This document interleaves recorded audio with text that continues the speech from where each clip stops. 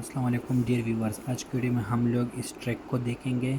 इस तरह का अगर सिचुएशन आ जाए तो आप लोगों ने इसको किस तरह से सिंप्लीफाई कर देना है। X cube Y under the root divided by X square Y, इसको आप लोग किस तरह से सिंप्लीफाई कर सकते हैं। तो बहुत सिंपल रूल्स हम लोग अप्लाई करेंगे, होपफुली आप लोगों को समझ आ जाएगा। तो वीडियो को एंड तक देख लीजिएगा।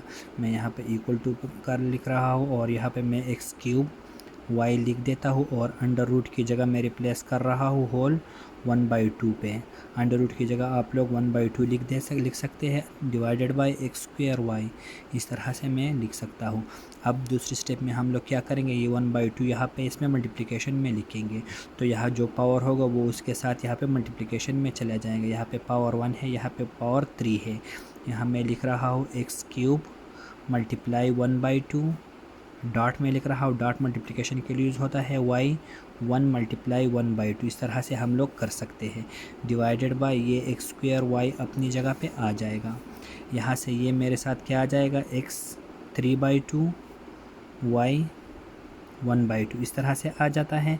और ये डिवाइड बाय मैं ख़त्म कर रहा हूँ, यहाँ पे मैं डिवीज़न इस तरह से लिख रहा हूँ एक्स स्क्वायर y, इस तरह से मैं लिख सकता हूँ। यहाँ पे y का पावर मैं 1 लिख रहा हूँ।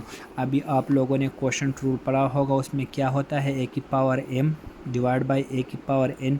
हम लोग किस तरह से लिख सकते थे, इसको हम लोग लिख सकते थे a हम एक बार लिखेंगे और m माइनस n नीचे का पावर जो है हम ऊपर लेकर उससे माइनस कर लेते हैं। या यहाँ पे मैं इस तरह से भी लिख सकता हूँ, a की पावर m डॉट a की पावर माइनस n लिखूँगा।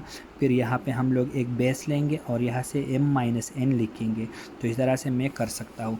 तो यहाँ भी हम लोग कुछ इस तरह से करेंगे। यहाँ ये x का जो पावर स्क्वायर है ये हम ऊपर ले जाकर यहाँ 3/2 से माइनस करेंगे और y का पावर जो 1 है वो हम लोग 1/2 से माइनस करेंगे क्वोशंट रूल अप्लाई करके। तो यहाँ पे x की पावर 3/2 डॉट में लिख रहा हूँ, फर्स्ट में मैं इसको ऐसे लिख रहा हूँ x की पावर -2, साथ में मैं y लिख रहा हूँ 1/2 और ये y की पावर 1 ऊपर जाके y की पावर -1 हो जाएगा।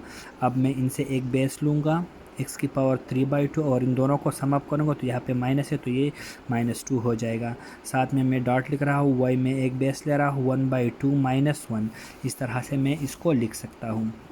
अब आगे चलकर मैं क्या करूँगा, इनकी सिंप्लीफिकेशन करूँगा। x की पावर यहाँ ये इसका 12 cm हो जाता है 3 और यहाँ से -2 2 ज़ार 4, यहाँ सिंपल फ्रैक्शंस की कैलकुलेशन से y की पावर यहाँ पे 2 इसका LCM हो गया, यहाँ 1 माइनस ये 2 हो जाएगा क्योंकि इसका डिनोमिनेटर 1 है। 1 को 2 से डिवाइड करेंगे, उसको एक साथ मल्टीप्लाई करेंगे।